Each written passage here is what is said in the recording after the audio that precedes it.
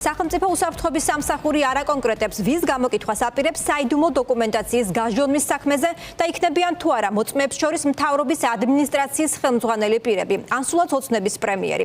საუბარია სწორედ ირაკლი კობახიძის მიერ ხელმოწერილ განკარგულებასა და თანდართულ დოკუმენტაციაზე.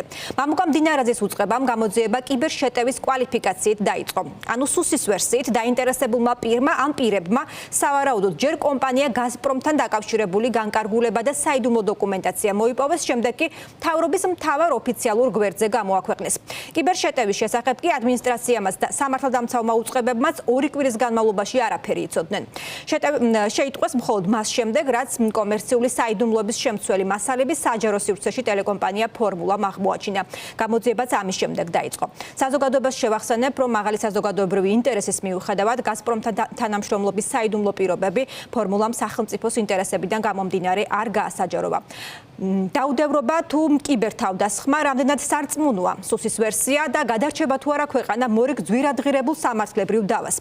ნინი მალანჩივაძე მოისმინა სპეციალისტების და პოლიტიკოსების განცხადებები და პირდაპირ ეთერში გაგვაცნობს. კომიკური და უშინაარსო ასეთია ოპოზიციონერების შეფასებები მდინარაძის უწყების მიერ გამოქვეყნებულ განცხადებაზე და ვერსიაზე, რომ მთავრობის ადმინისტრაციის ვებგვერდზე სავარაუდო კიბერთავდასხმა განხორციელდა, რაც მიზნად ისახავდა არასწორი ინფორმაციის გავრცელების გზით საქართველოს სახელმწიფო ინტერესების დაზიანებას, მათ შორის ქვეყნისთვის დამაზიანებელი პოლიტიკური და ეკონომიკური შედეგის დადგომას. ხელისუფლების ოპონენტების შეფასებით ბიძინა ივანიშვილის მმართველობის პირობებში სახელმწიფო ინსტიტუტები უბრალოდ აღარ არსებობს და შეცდომა რაც საიდუმლო დოკუმენტის საჯაროდ გამოქვეყნებას გულისხმობს ოცნების მთავრობის დაუდევრობის შედეგია. მათთვის საგანგაშოა ამ საქმის 2 გარემოება. ერთი ის, რომ საიდუმლო დოკუმენტი 2 კვირის განმავლობაში მთავრობის ადმინისტრაციის ვებგვერდზე საჯაროდ იყო ატვირთული და ამის შესახებ ფორმულას ეთერში ანონსის გასვლამდე არავინ არაფერი იცოდა. და მეორე ის, რომ ოცნების ხელისუფლება ყოველდღიურად უახლოვდება ოკუპანტ სახელმწიფოს და აღრმავებს მასთან ურთიერთობებს. ამას კი მათთვის ადასტურებს ის საიდუმლო დოკუმენტიც, რომლის მიხედვითაც საქართველოს დღეს რუსულ გაზზე იმაზე მეტადაა დამოკიდებული, ვიდრე გასულ წლებში, უფრო მეტიც. უკრაინაში ომის დაწყების შემდეგ გაზპრომისგან 3-ჯერ მეტ ბუნებრივ აირს ყიდულობს და უფრო ძვირადაც. ჩვენ გაზპრომზე და რუსეთზე უფრო მეტად დამოკიდებულები ხდებით, ვიდრე როდესმე ვყოფილვართ, თვით 90-იან წლებშიც კი არ ვიყავით ამ დონეზე დამოკიდებული და ეს არის ბიძინა ივანიშვილის რუსული რეჟიმის მთავარი დამსახურება, ეს ერთი და მეორე, რასაც აჩვენებს ეს ამბავი, აჩვენებს იმას, რომ უსუსურია მთლიანად სუსი და ვერ აკონტროლებს თავის შიდა სიტუაციებსაც კი. რატომ? იმიტომ რომ ახლა რაც შექმნა ბიძინა ივანიშვილმა, მე ყოველთვის ვამბობ, რომ არ აქვს მყარი საფუძვლები, ისინი არ არიან კომპეტენტურები თვით ბოროტების ჩადენაშიც კი. ახლა ეს გაეპარათ მათ და ახლა ყველაფერს აკეთებენ იმისთვის, რომ რუსეთი არ გაუბრაზდეს როგორც უფროსი ძმა და მბრძანებელი. ამის ეშინიათ მათ ყველაზე მეტად. ივანიშვილის რეჟიმის თელი ამ მოღვაწეობის მანძილზე გვახსოვს უამრავი საქმე, რის გამოც ქართული ხალხი დაზარალდა და წლების მანძილზე გვიწევს ძალიან დიდი თანხების გადახდა.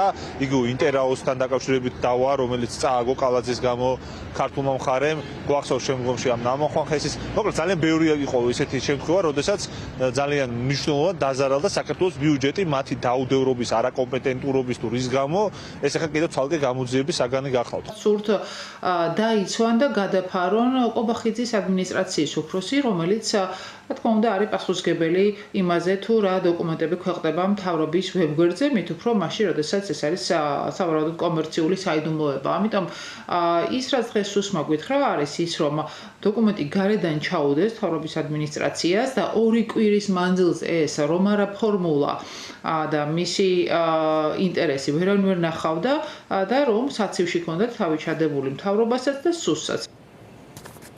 მდინარაძის უწყების განცხადების შემდეგ ექსპერტებს რამდენიმე ვერსია აქვთ, თუ რას ემსახურება სუსის განცხადება და რის გადაფარვას ცდილობს გამოძიების დაწყებით ქართული ოცნება. მათთვის არასარწმუნოა ცნობა კიბერთავდასხმის შესახებ, რადგან ამ შემთხვევაში მთავრობის ადმინისტრაციას საგამოძიებო უწყებისთვის იმაზე ადრე უნდა მიემართა, ვიდრე ფორმულას ეთერში გადაცემის ანონსი გავიდოდა. ახლა კი ისინი დარწმუნებულები არიან, რომ ეს იყო თავად მთავრობის ადმინისტრაციის შეცდომა და ახლა ოცნება ისრების სხვა მიმართულებით გადატანას ცდილობს. ამის ერთ-ერთი და მთავარი მიზეზი კი მათთვის ის საერთაშორისო დავაა, რომელიც ხელშეკრულების პირობების დარღვევის გამო შესაძლოა გაზპრომმა ოცნების ხელისუფლების წინააღმდეგ დაიწყოს. ექსპერტები თქვენ ახლა შეგიძლიათ მოისმინოთ თუ რას ფიქრობენ ექსპერტები სწორედ ამ საკითხთან დაკავშირებით. სასაცილოც აღარ არის უკვე ეს ამბავი, ამ გამოდის რომ ქვეყნის მთავრობის ვებგვერდი არის იმდენად დაუცველი, რომ კიბერთავდასხმის დროს ამას ისინი ვერ იგებენ და ერთადერთი როცა შეიძლება გაიგონ რომ კიბერთავდასხმა მოხდა არის პოსტფაქტუმ როცა უკვე გასაჯაროვდება ის ამბები რომლებიც თქვათ თუ კი ამ ვერსიას გავყვებით კიბერთავდასხმის შედეგად იქნა მოპოვებული რაც გონია რომ მინიმუმ არაპროფესიონალიზმია შესაძლოა იკვეთებოდეს თავად იმ ადამიანების ვინც ვალდებულია რომ დაიცვას მთავრობის ვებგვერდის კიბერუსაფრთხოება ამ ადამიანების უბრალოდ სამსახურებრივი გულგრილობა ან უფრო მძიმე დანაშაული თავარი мотиваცია ამ გამოძიების ის არის რომ თავის გასასამართლებელი არგუმენტები ქონდეს თუ კი საარბიტრაჟო დავა იქნება თორე საქართველოში რომ ვერავის ვერ დაარწმუნებენ იმითი რომ მთავრობის ადმინისტრაციის გვერდზე რაღაც დაიდო და აქამდე არ იცოდნენ ბოდიში მაგრამ Facebook-ზე დაძლებენ ადამიანების კომენტარებს ირაკლი კობახიძის პრიჩას კარო არ მოწონთ აი მაგებს შლიან და მაგ ხალხს ბლოკავენ მე მაყურებელს კიდევ ერთხელ შევახსენებ, რომ გაზპრომთან დადებული შეთანხმების დოკუმენტი მთავრობის ადმინისტრაციის ვებგვერდზე ჯერ კიდევ 25 დეკემბერს აიტვირთა და 2 კვირა საჯარო იყო, თუმცა სახელმწიფო უსაფრთხოების სამსახური ამ საქმით მხოლოდ ახლა დაინტერესდა და გამოძიება დაიწყო. ამ დრომდე უცნობია გამოძიების სხვა დეტალები, მაგალითად ის გამოიკითხა თუ არა საგამოძიებო უწყებაში მთავრობის ადმინისტრაციის უფროსი, რომელიც მათ შორის პასუხისმგებელია ადმინისტრაციის ვებგვერდის მუშაობასა და ნებისმიერი დოკუმენტის გამოქვეყნებაზე.